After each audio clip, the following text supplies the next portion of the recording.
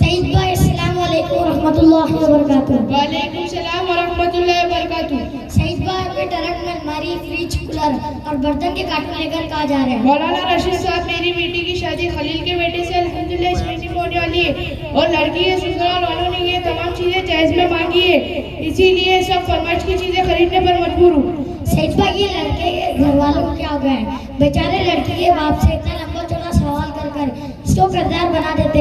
इस्लाम इस बात को पसंद नहीं करता, बल्कि इस्लाम ने तो शादी को आसान और कम खर्च करने की हिदायत दी और इसमें बरकत भी है।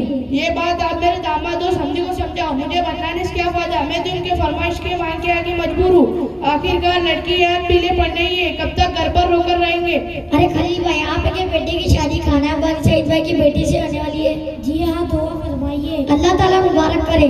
मगर खलील भाई, मैं आपसे एक बात पूछता हूँ, आप नाराज तो नहीं होंगे? हरगिज़ नहीं, इसमें नाराज होने वाली क्या बात है? खलील भाई, मैंने सुना है कि अपने लड़के वाले से बहुत सारा कीमती सामान जहेज में मांगा है और जहेज देने के शर्त पर ही शादी ने की है। आपने बिल्कुल सच्ची खबर सुनी, मगर आप तो दीनदार और नेक आदमी हैं, जिसका मुतालिबा तो इस्लाम और शरीयत के खिलाफ है।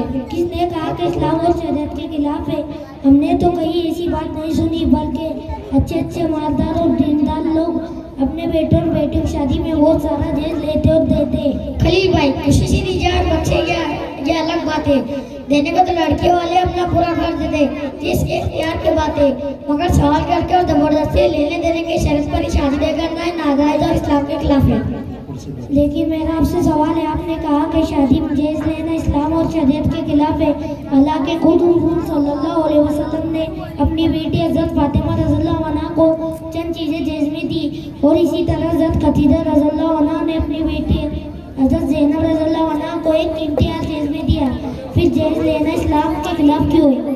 खलील भाई, आपका सवाल कि हुजूर सल्लल्लाहु अलैहि वसल्लम ने अपनी बेटी हज़रत खदीजा रज़ियल्लाहु अन्हा के कीमती चीज़ें जहेज में दी थी और हज़रत खदीजा रज़ियल्लाहु अन्हा से हज़रत ज़ैनब रज़ियल्लाहु अन्हा के कीमती हार जहेज में दिया था। इसका जवाब है कि हुजूर सल्लल्लाहु अलैहि वसल्लम ने हज़रत अली रज़ियल्लाहु अन्हु को अपने औलाद की तरह पाला था। शादी करवाते वक्त हुजूर सल्लल्लाहु अलैहि वसल्लम लड़की वाली भी थे और लड़के वाले भी थे, लिहाजा हुजूर सल्लल्लाहु अलैहि वसल्लम ने जो कुछ दिया था हज़रत अली रज़ियल्लाहु अन्हु के घर की ज़रूरत को पूरा किया था, जो हकीकत में जहेज नहीं था। और हज़रत ज़ैनब रज़ियल्लाहु अन्हा ने हज़रत खदीजा रज़ियल्लाहु अन्हा की अम्मी जो हार दिया था, वो माँ की तरफ से बेटी यादगार तोहफा था, ना कि शौहर के मुतालिबा पर जबरदस्ती जहेज था। लेकिन रशीद भाई, मैं आपसे कहना चाहता हूँ, अब ज़माना बहुत तरक्की कर चुका है, ज़िंदगी के मवाद बढ़ चुके हैं, ज़रूरतें ज़्यादा हो गई है, इसलिए ज़रूरत की वजह से जहेज मांगने की इजाज़त चाहिए। खलील भाई, आप एक बात याद रखें कि दीन इस्लाम का कानून है कि बीवी की तमाम ज़रूरियात की जिम्मेदारी, मसाला, खाना पीना, कपड़ा वगैरह शौहर के जिम्मे है, तो कोई लड़की के बाप से सामान, फर्नीचर, रुपया, ज़ेवरात और कीमती चीज़ें जहेज में लेने का क्यों हक है? खलील भाई, अभी ज़रा भी सोचिए कि बहुत से माँ बेटे जिनके पास कोई माल नहीं होता, जितना कमाते उतना खा लेते, वो जिंदगी में वरासत का हिसाब लगाकर कहाँ से देंगे? ऐसी सूरत में जबरदस्ती जहेज माँ बाप कहाँ से देंगे? या इनकी लड़कियाँ ऐसी महंगे जहेज में बूढ़ी हो जाएंगी या खुदकुशी कर लेंगी या आवारा होकर घर से चली जाएंगी। इसलिए हमारे समाज और माशरे को फसाद और बिगाड़ से बचाने का बेहतरीन इलाज है कि जहेज का जबरदस्ती सवाल ना किया जाए। वक्त पर अगर लड़के वाले कुछ सामान जहेज में दे दे तो इसको कबूल करने में कोई हर्ज नहीं।